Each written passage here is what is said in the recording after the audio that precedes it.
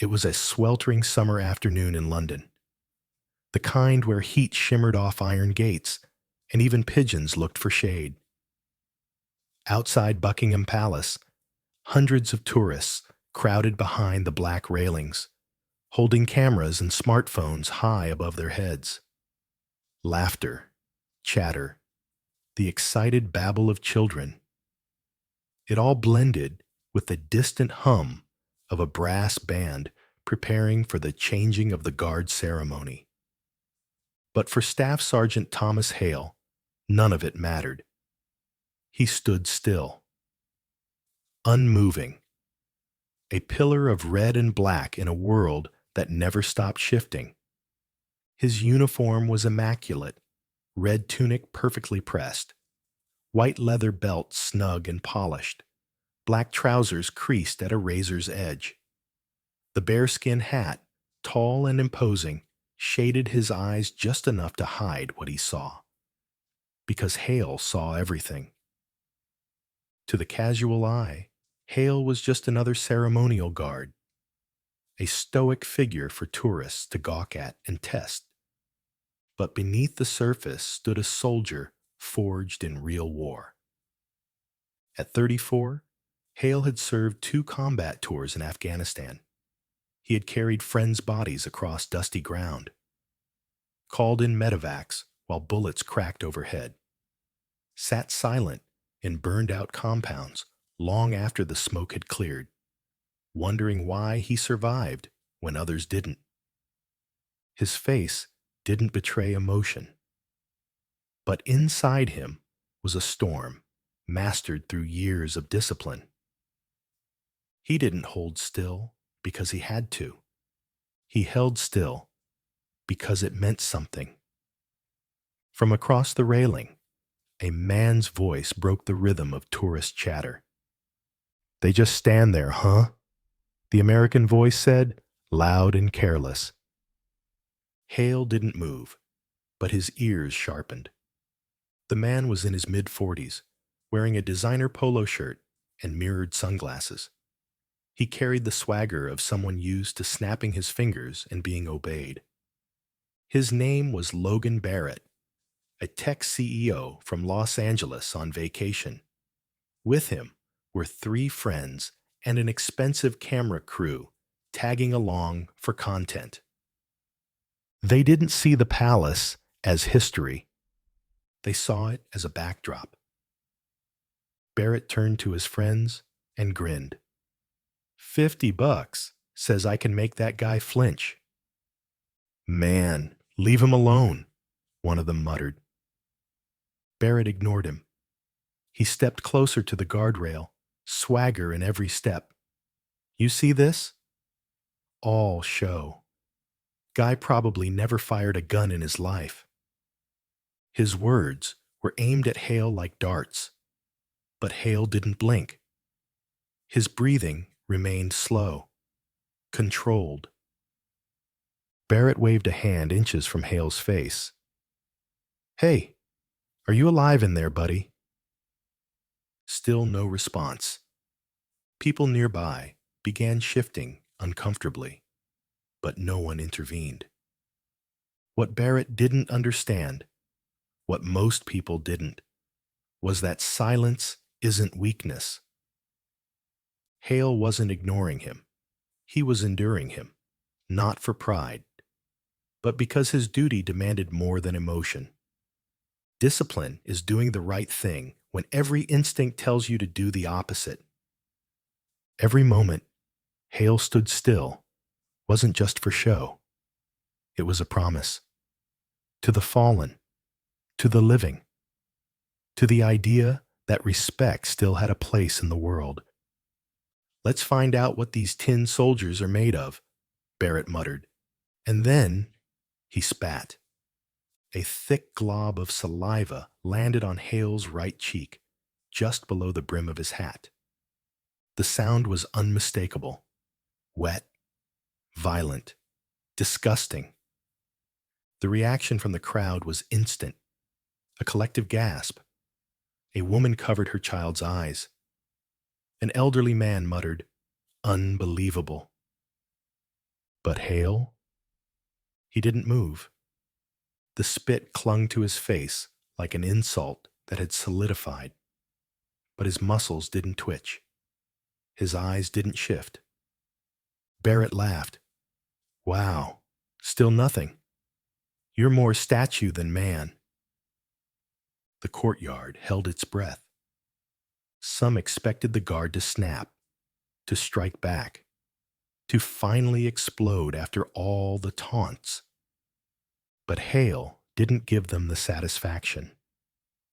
Instead, he stood straighter. He lifted his chin slightly, as if to say, "You will not break me. You will not desecrate what I stand for." Barrett, for the first time, faltered. His smile cracked. He looked around, sensing the mood shift. The crowd wasn't laughing anymore. They were staring at him, judging him. From across the square, a sharp voice rang out. "Guard, stand down." It came from Captain Avery Miles, Hale's commanding officer. Standing in full uniform at the archway, his expression unreadable. For the first time in hours, Staff Sergeant Hale moved. It wasn't a reaction. It was a ritual. Hale turned precisely, boots clicking against stone. He raised his hand in a sharp salute. "Sir, permission to address the situation," he said, voice calm, firm, and steady. The captain gave a single nod, and just like that, the centuries-old silence of the Queen's Guard was about to be broken, with words the world would never forget. Hale turned to face Barrett directly. The crowd leaned in. "You think silence is weakness," he said evenly, his voice carrying through the courtyard like a bell. "But it's restraint, and restraint takes strength you clearly don't understand." Barrett took a half step back. No swagger now, just discomfort. Hale continued. "You spat on me, not because I threatened you, but because you needed to feel superior. That says more about you than me." The crowd was frozen. No phones lifted, no murmurs, just stillness. "I've stood in combat zones," Hale said. "I've held dying brothers, and I've come home to serve again. This uniform is not decoration, it's dedication, it's sacrifice, it's memory." Barrett opened his mouth, closed it.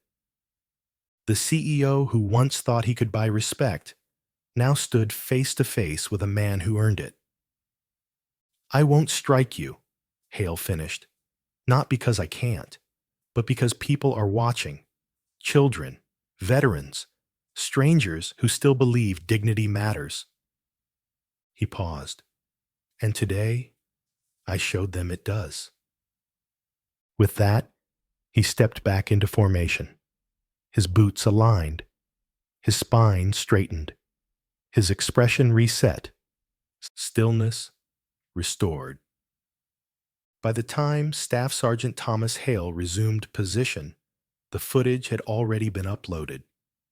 6 different angles, dozens of smartphones, edited, shared, viral.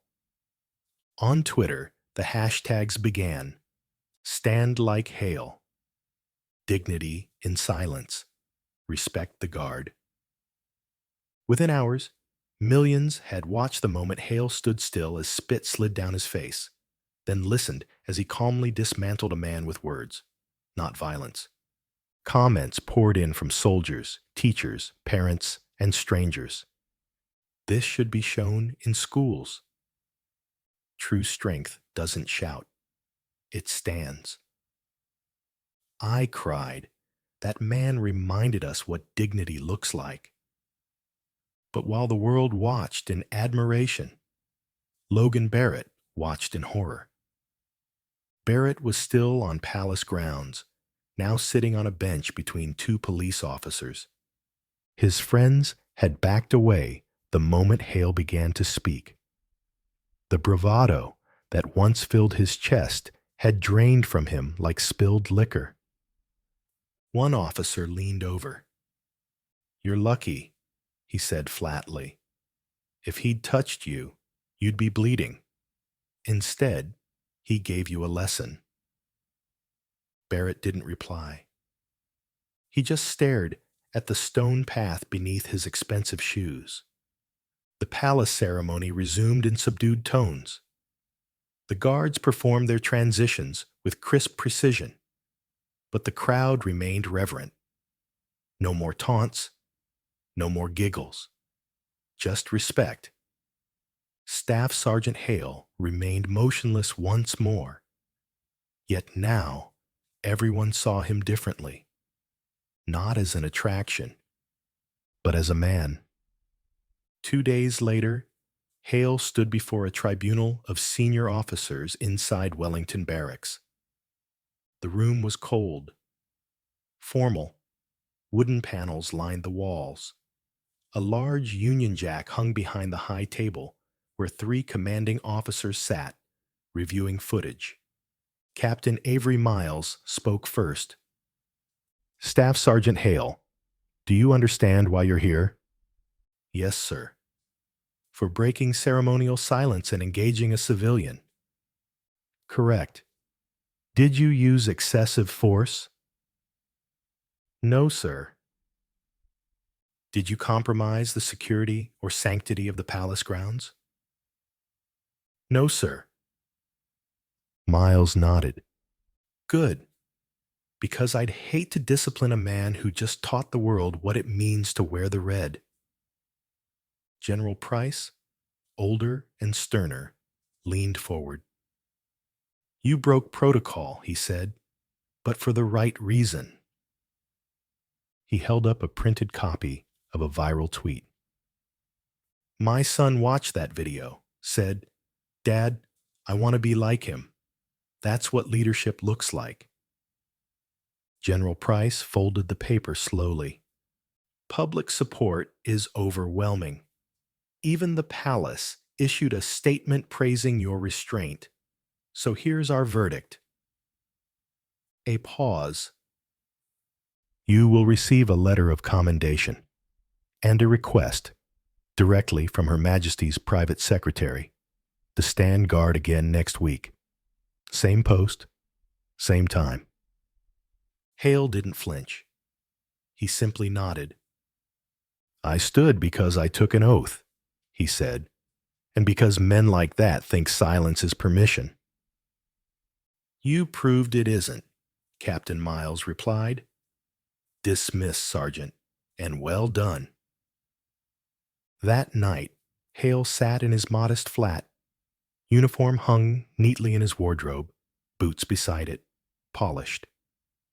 The commendation letter lay unopened on the table. His phone buzzed. A message. Unknown number. "I don't deserve to text you, but I needed to say something. You didn't hit me. You didn't humiliate me. You exposed me. And that was worse. I'm sorry. Truly." "Logan." Hale stared at the screen. No reply. Hundreds of miles away, a Year 6 classroom watched the video on a projector. A teacher paused the clip after Hale's speech. "Why do you think he didn't fight back?" she asked. A boy raised his hand. "Because sometimes standing still says more than shouting." The class nodded. The teacher smiled. Exactly. In the days that followed, letters poured into the barracks. One from a retired veteran in Canada. "You reminded me why I wore my own uniform." One from a grieving mother in Glasgow. "My son died in uniform. You honored him." And one from a child who signed simply as Ella, age 9. "Thank you for being strong and kind." Hale read each one, folded them carefully, placed them in a wooden box beside his medals.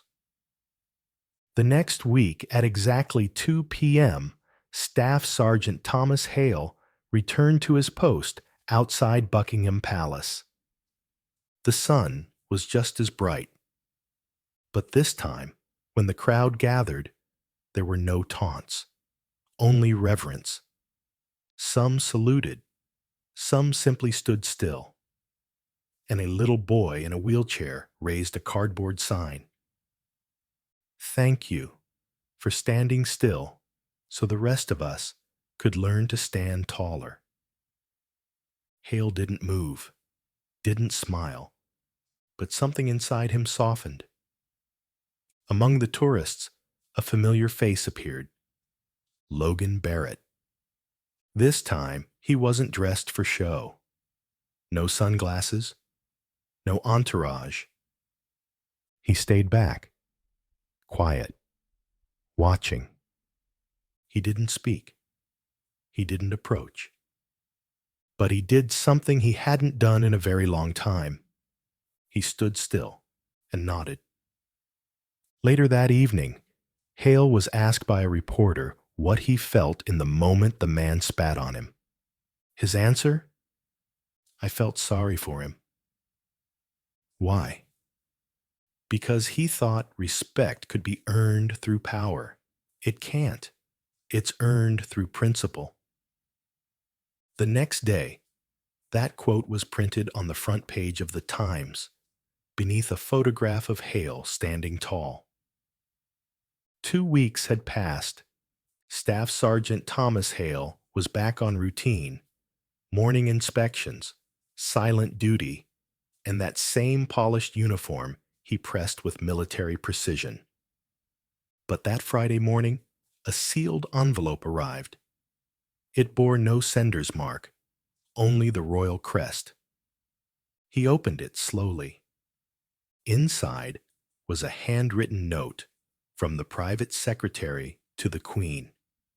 You reminded the world that silence can carry the weight of 1,000 words. Her Majesty is grateful. Please accept this invitation to a private audience. Attached, a date, a time, and a location. Windsor Castle. He stood in the small royal drawing room, back straight, boots shining, every part of him as polished as the medal now pinned to his chest. A new one, awarded for exemplary conduct in active public ceremony. He didn't know what to expect when the Queen entered. But when she did, she didn't speak at first. She simply looked at him. I saw the footage, she finally said, her voice calm but commanding. You did not just represent this nation, Sergeant. You restored something to it. Hale bowed his head. I was just doing my duty, ma'am. No, she replied, smiling faintly. You were doing something far rarer. You were leading by example. Later that day, Hale received another surprise. A message forwarded through the barracks front desk. A request for a private meeting. He nearly declined, but curiosity won. At a quiet cafe outside London, Logan Barrett sat alone, a paper coffee cup in his hand, nervous. When Hale arrived, Barrett stood immediately. You didn't have to come, he said. Hale didn't sit yet. Then why am I here? Because, Barrett exhaled. I needed to say this to your face. I'm sorry. He looked down. I grew up thinking money made you untouchable. That silence meant weakness. You broke that illusion without ever raising your voice. Hale studied him carefully. Barrett reached into his coat and pulled out a donation certificate.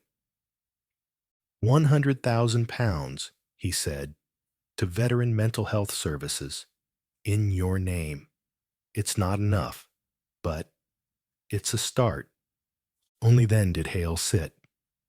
"I don't want your guilt," he said, "but I respect your attempt to do better. Keep doing it." Weeks later, while on post, Hale noticed a boy in the crowd holding a sketch pad. At the end of the ceremony, the boy approached, escorted by his mother and a palace staffer. "Sir," the boy said, voice shaking but proud, "I made this for you." He handed over the sketch, a simple drawing of Hale standing tall, the words beneath it reading, "You didn't move, but you moved us all." Hale didn't respond. But when the boy saluted, Hale did something no tourist had ever seen him do before. He nodded, just once, and gave the boy a whisper-soft, "Thank you." That night, back at his flat, Hale sat alone, the sketch now framed, the commendation letter beside it. He thought of all the people who had stood in his place before him, guards who endured insults, soldiers who never came home, veterans who faded into silence. He wasn't better than them. He had simply been seen. A year later, Hale's story was part of a short documentary titled "Stillness, the Power of Restraint." It ended with Hale's own words. "People think strength is noise, but strength is control. It's knowing you could act, but choosing not to because something greater is at stake." Schools across the UK began showing the footage as part of civics lessons. Veterans groups shared it in workshops. One quote from Hale became etched into plaques, walls, and even a bronze engraving outside a regimental museum. "I didn't flinch, because someone had to remind them that honor still exists." One autumn morning, Hale returned to his post, just like always. A little girl walked past with her father. She looked up at the still figure in red, then asked, "Daddy, is that the guard from the story?" The father smiled. "Yes, love, that's him." The girl beamed. "I want to be like him." From behind the bearskin hat, Hale remained still. But if you looked closely, you could almost see him smile.